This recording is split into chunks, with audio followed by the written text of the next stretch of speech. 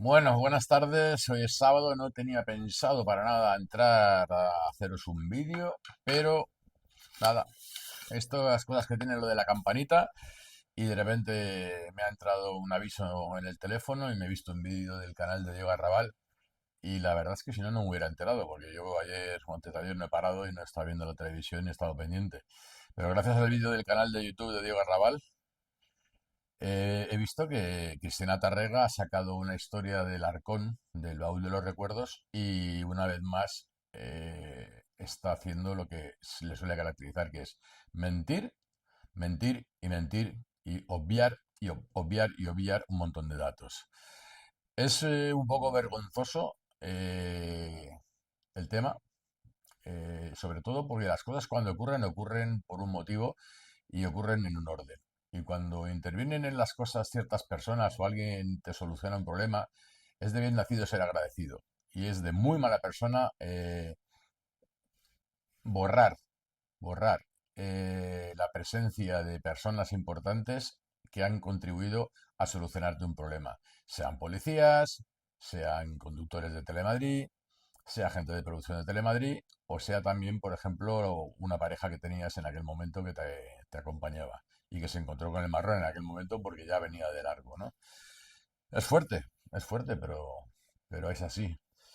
Lo primero que voy a hacer ahora es guardar unos segundos de silencio y poner simplemente unos recortes de prensa, pam, pam, pam, para que vayan cayendo y os dé tiempo a leerlos. Y después voy a empezar a contar. Entonces, ahí van.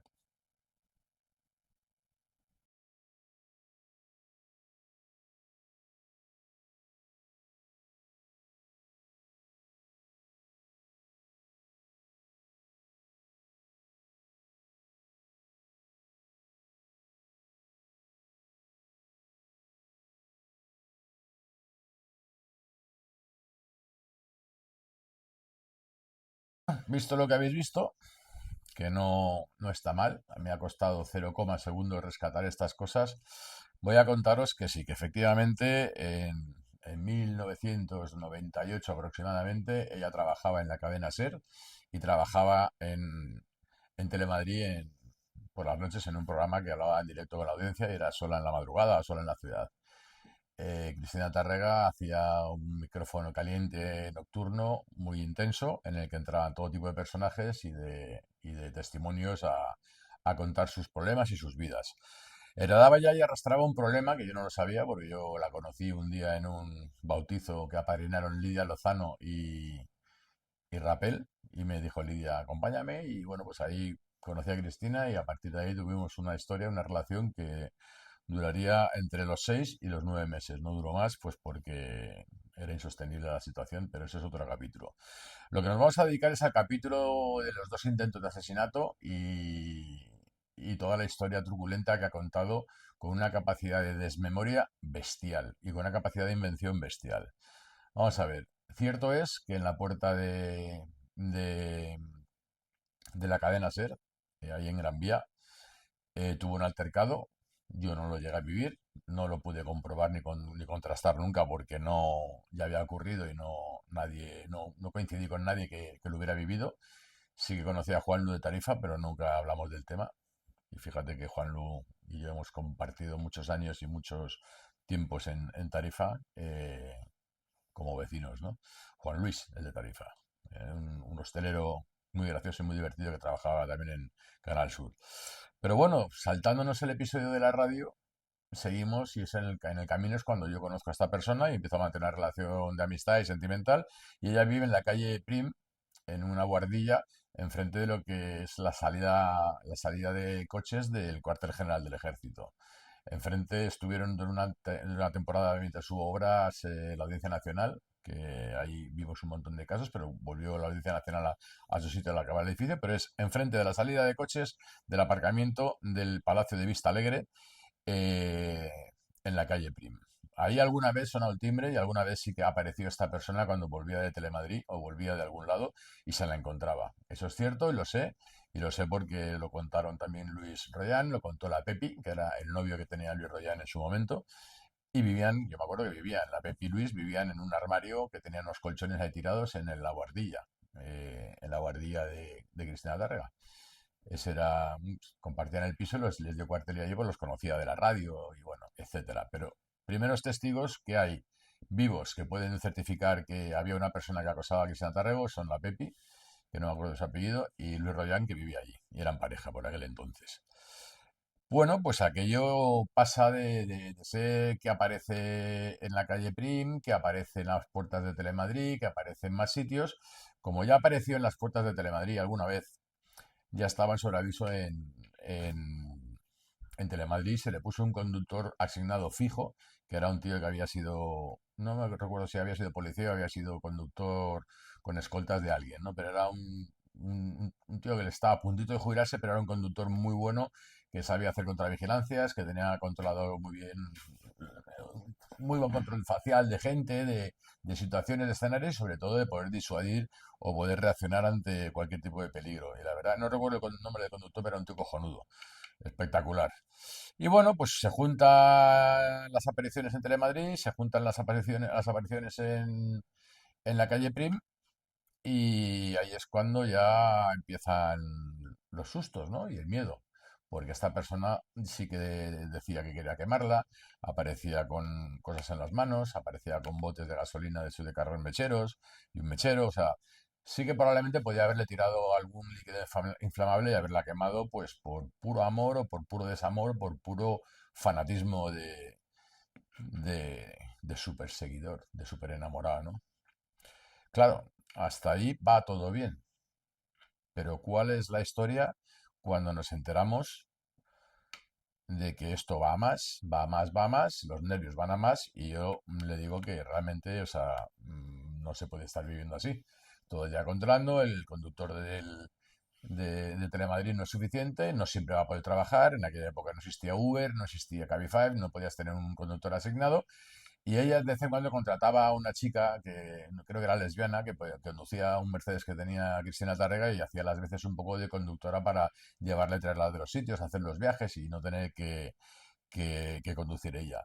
Pero bueno, fue cuando surgió la posibilidad de intentar buscarle una solución al tema y claro, había que poner una denuncia, había que denunciar en firme a esta persona para que la pudieran localizar y la pudieran ubicar.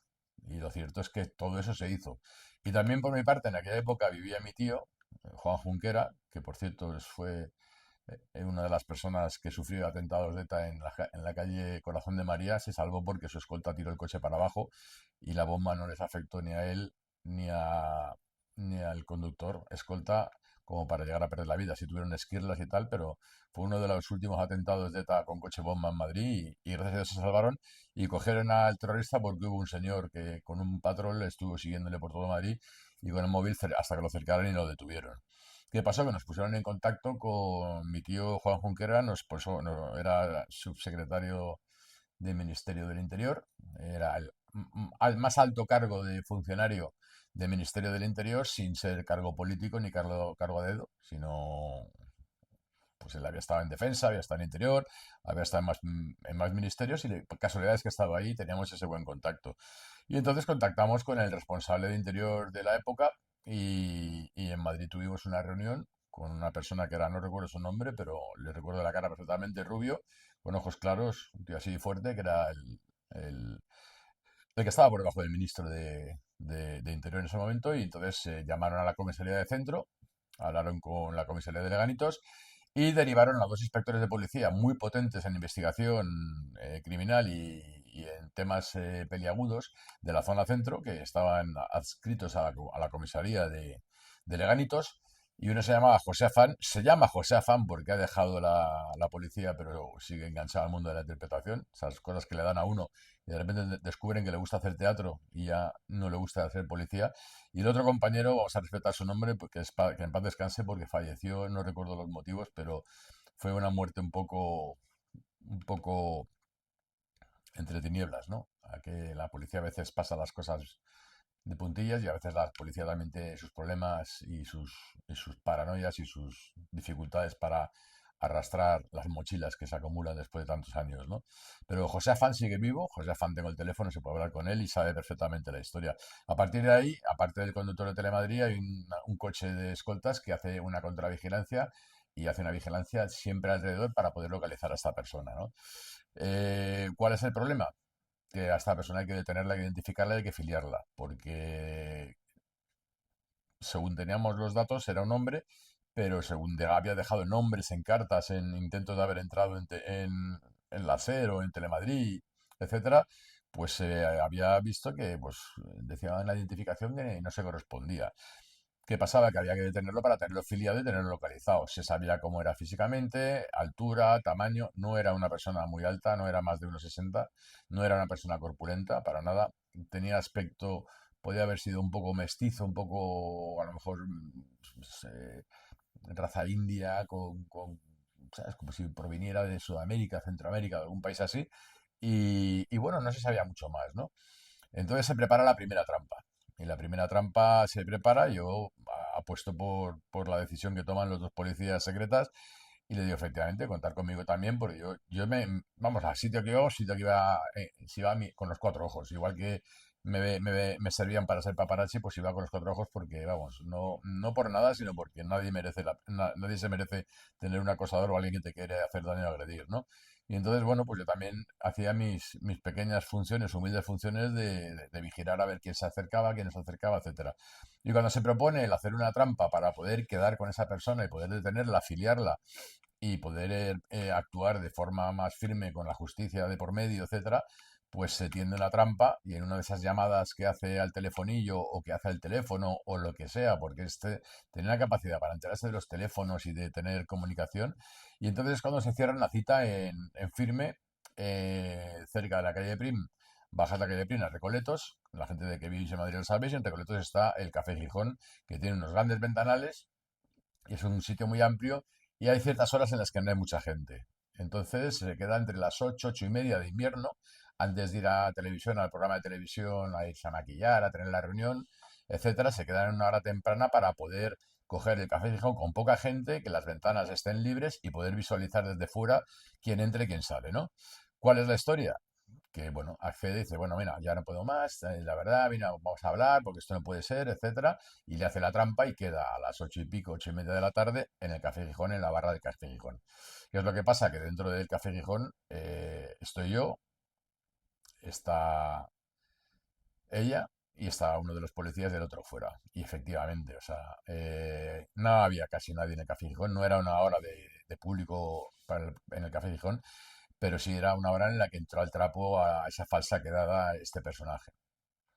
Y en ese momento, pues nada más entrar, fue un momento súper tenso a nivel tun, tun, tun, porque no sabes si viene con un cuchillo, si viene con una pistola, si viene con un arma, si ya que la vio va a aprovechar para agredirla, con lo que no era fácil estar ahí, porque en cualquier momento se podía liar la parda, no era un juego. La trampa, el poner a un personaje de cebo no es un juego, porque ese día te pueden sorprender. Te pueden sorprender desde con un arma de fuego, un arma blanca, o con un bote de gasolina y un mechero. Es así. Se procedió rápidamente a la detención, fue detenida esta persona, fue muy tensa la situación, también estaba el chofer de Telemadrid, porque además todo fue un poco como llegar, aparcar para que desde la zona exterior de Jardines nos viera llegar a todos con mucha tranquilidad. Y ahora creo recordar, no sé si yo llegué con ella o llegó ella sola en el coche, yo estaba fuera con los policías viendo a ver quién podía acercarse y creo que llegó ella sola para que esta persona no se pudiera echar atrás al ver más gente en la barra.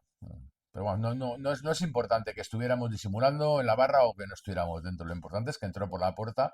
Antes de entrar ya se le identificaba con lo que ya venía una persona detrás.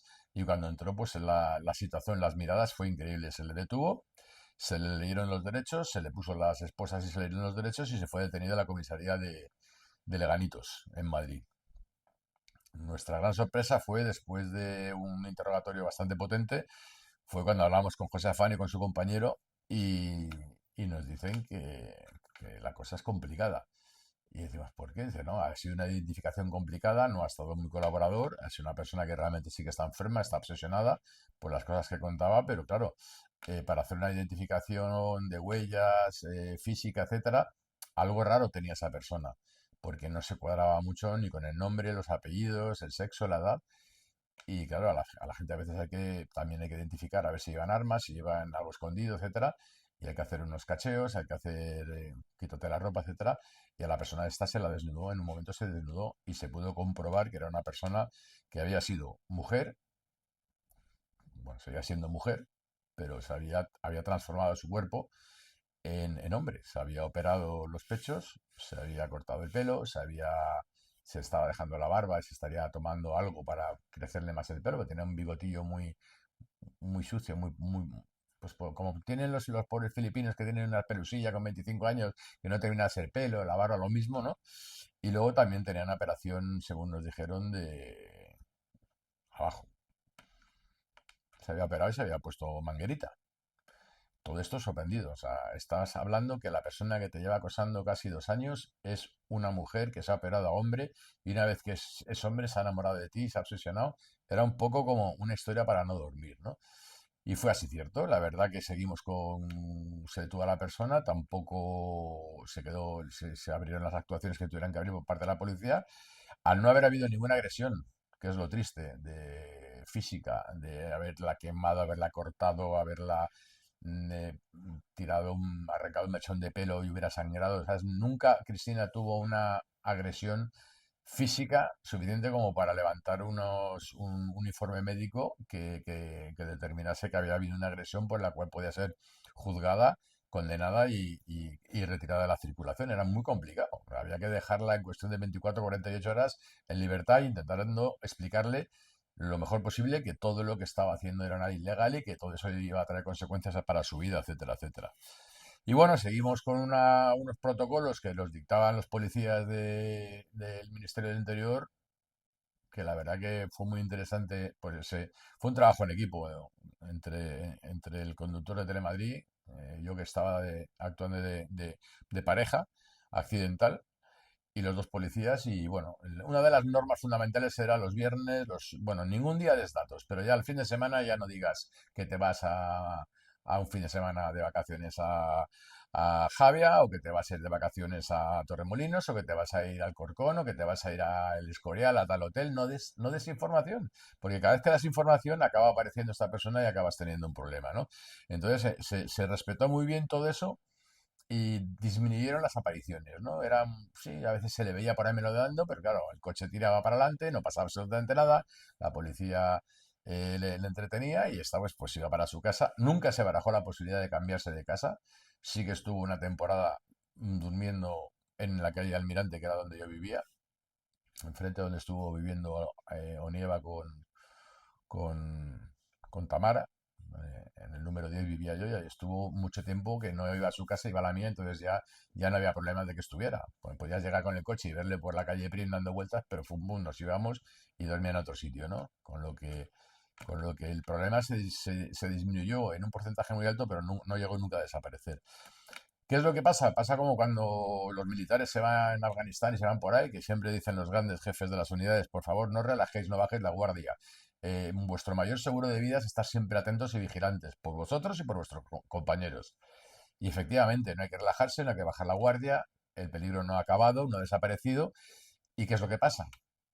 Que llega un momento en el que, sin querer, por las emociones, por la inconsciencia o por lo que fuera, no lo voy a juzgar, pero fue un error un poco absurdo, anunció a bombo y platillo que iba a ir al concierto de Talavera de la Reina de Celia Cruz, que era, no me acuerdo si era un viernes o era un sábado, así os lo digo. Y claro, pudimos contar con el conductor para que la llevara o conducía. Yo es que tampoco lo recuerdo. O sea, son cosas que no lo recuerdo, pero fuimos a Talavera. Y fuimos a Talavera cojonados, porque era la primera vez en mucho tiempo que había dicho el plan que iba a tener, y era un horario de comienzo de evento y de finalización. Era un sitio donde sabían que iba a entrar por la puerta VIP, iba a estar en la zona del foso, iba a estar viendo un concierto, pues iba a estar a lo mejor saludando a Celia Cruz antes o después del concierto, con el marido, etcétera.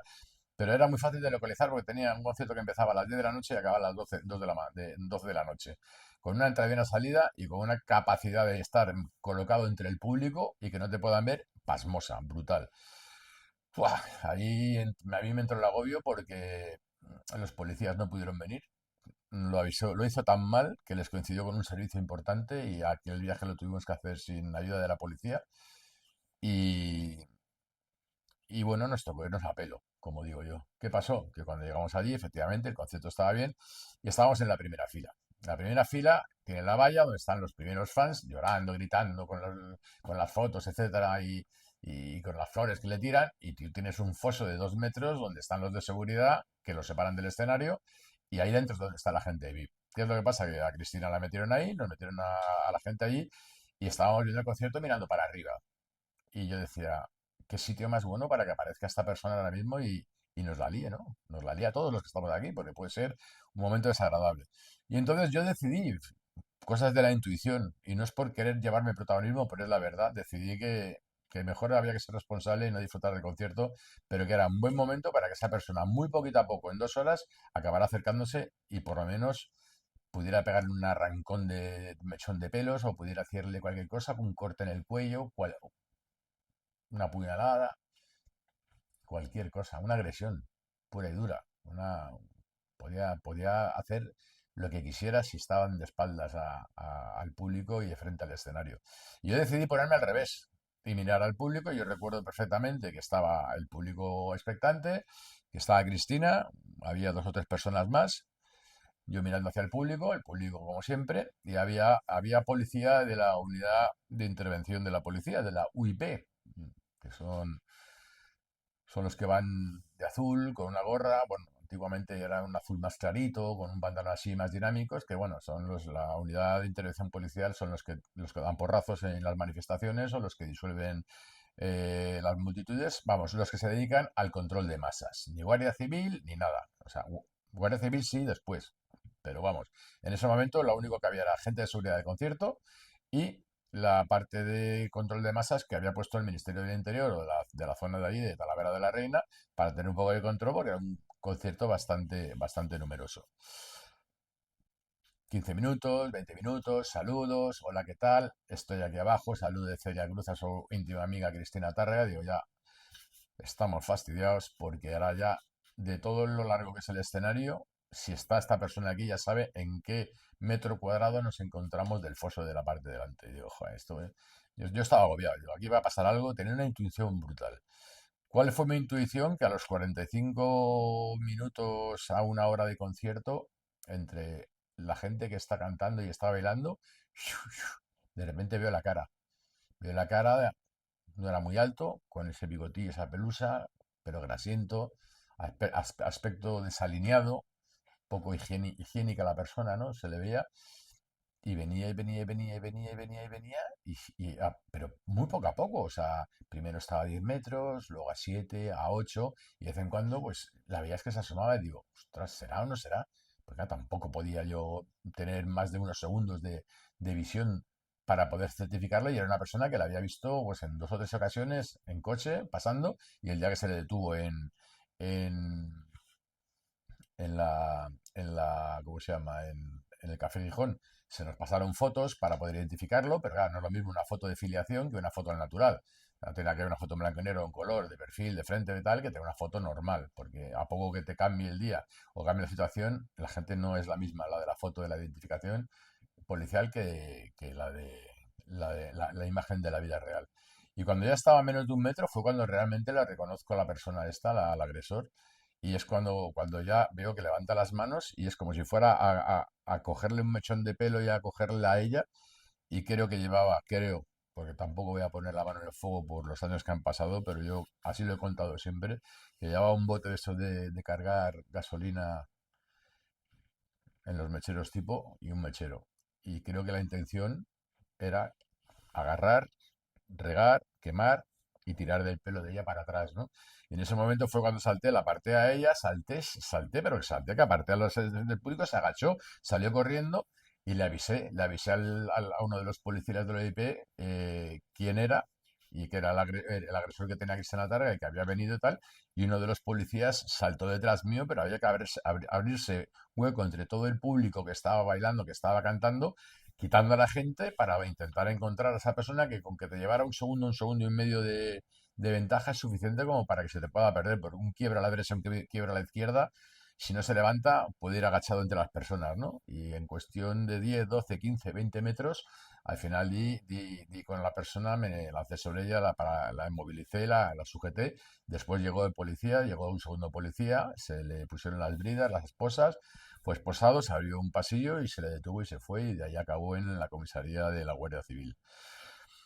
Eso fue todo, eso fue todo. No hubo más. A partir de ahí nunca más se supo. Esta persona volvió a ser detenida, volvió a ser llevada a calabozos. No sé el tiempo que estuvo en Talavera de la Reina, porque casualidades de la vida yo también me empecé un poco a desconectar del tema, ¿no? A ver, el tema era un tema desagradable que no intentábamos nadie tener en boca porque no aportaba mucho, y sobre todo también mi relación también empezó como a diluirse. Yo soy una persona que viajaba, que estaba en plena época trabajando como fotógrafo y como paparazzi. Ya no era paparazzi, era ahí trabajaba ya con Ola y hacía muchos posados. De hecho, uno de los posados que hice fue uno que le hice a Cristina Tárrega, que fue su entrada en la revista Hola, porque nunca la habían publicado ahí, hasta que hicimos con Daniel El Cum, el fallecido Daniel El Cum, eh, estilista que se suicidó.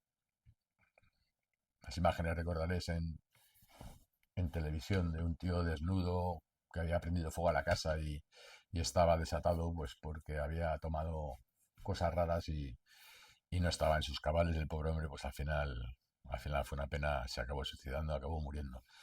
Pero bueno, eh, esa es la historia. Eh, yo lo siento mucho, Cristina, pero por suerte o por desgracia, que yo además siempre digo que preferiría no haberte conocido, porque das más problemas que alegrías y satisfacciones. Lo siento por la gente que te rodea, porque han sufrido mucho tus, tus fantasías y tus mentiras, tanto tu familia como tus amigos, como tu hermana y los de toda la vida. Pero las cosas son como son, y, y hay que ser agradecido. Es de bien nacido ser agradecido. Yo no pretendo en ningún momento ser protagonista de tu historia. Lo que sí que me gustaría es que contaras la verdad. Y cuando he visto el numerito que has montado en, en el programa Tardear, delante de tus compañeros, me ha recordado la época de Sola en la ciudad, en la que tú comentabas que además Jimmy Jiménez Arnao, que Dios lo tenga en su gloria, comentaba que cuando te llamaban y había que estimularse el llanto y la lágrima, lo sabía el regidor, lo sabían en maquillaje, en peluquería y la gente de los cámaras. Una buena manera de llorar y estimularse el lloro ante una situación de esas era pegarse un buen estirón de pelillos de coño. Eso lo contaba Jimmy, no las denuncia nunca, y eso lo sabe Luis Rollán, lo sabe la Pepi, lo sabe todo el mundo. Yo ayer te vi haciendo un número que me pareció vomitivo. Me parece muy triste que no recuerdes ni siquiera el nombre de José Afán ni del otro policía. Yo no lo digo por respeto a su vida y a su familia, porque tuvo una muerte que no fue limpia, no fue una situación bonita, pero hay que ser bien, es de bien nacido ser agradecido con la gente que te cuida y te respeta. Es increíble que no te hayas acordado del chofer, es increíble que solo te acuerdas de Juan Luis, el de Tarifa, porque era un personaje que salía en Los Ratones Colorados y lo entrevistaba nuestro gran y querido desaparecido Jesús Quintero, ¿no? Pero de la gente de a pie no te acuerdas nunca, porque tú no miras abajo, ni siquiera miras a tu altura, tú siempre miras para arriba. Dicho esto, me quedo tranquilo porque he contado una verdad. Agradezco a Diego el vídeo que ha hecho, porque fijaros para qué vale YouTube. Para cuando uno está ocupado en otras cosas, hay gente que se da una palicilla y un curro y recupera noticias que son interesantes. La cara de pasmao de Diego Arrabal, como esta señora que está contando, yo la entiendo porque Dieguito y yo hemos hablado de este tema. Alguna vez lo hemos hablado en su canal, que lo puedo rescatar. Te invito, Diego, a que rescates en alguna de las entrevistas esto, que lo hemos podido comentar, y nunca con tanta intensidad y tan amplio, porque yo creo que es el vídeo más largo que he grabado en mi vida, pero sí que sabías de esta historia y más gente lo sabe. Entonces hay que ser realista, y luego hay que ver el vídeo del otro día, el ridículo que fue, cómo lo contaste, cómo decías que te había influido, etcétera, etcétera, etcétera, etcétera. Ah, por cierto, otro día te voy a dedicar un vídeo acerca de lo de los topos, porque el otro día te vi hablando del tema de los topos y tú has sido una buena topa y lo saben. Señoras, señores, amigos, el vídeo ha sido largo, yo lo siento, había que contarlo al detalle, creo que es interesante contar las cosas al detalle, que se sepa la verdad. No pretendo que nadie se haga eco de esto, pretendo que la gente normal, el público que seguís YouTube y que seguís este tipo de informaciones, estéis informados y enterados. El que quiera puede recapitular esta historia y contarla como fue, y luego ella, si quiere, puede seguir tirando mierda y mintiendo y ocultando realidades. Entonces, tal y como me lo he contado yo, es como ocurrió y lo juro por mi madre. Y luego todas las mentiras y todo el adorno que hizo el otro día ella, pues bueno, es parte de la parafernalia de la famosa Tórrida, Cristina Tórrida. Señores, si os ha gustado el vídeo, dadle un like. Si queréis seguirme, podéis seguirme y que os avisen con la campanilla. Y yo os agradezco mucho que en este poquito tiempo que llevo con vosotros me estéis haciendo caso y siguiendo. Que nada, lo voy a colgar y lo veis. Feliz fin de semana.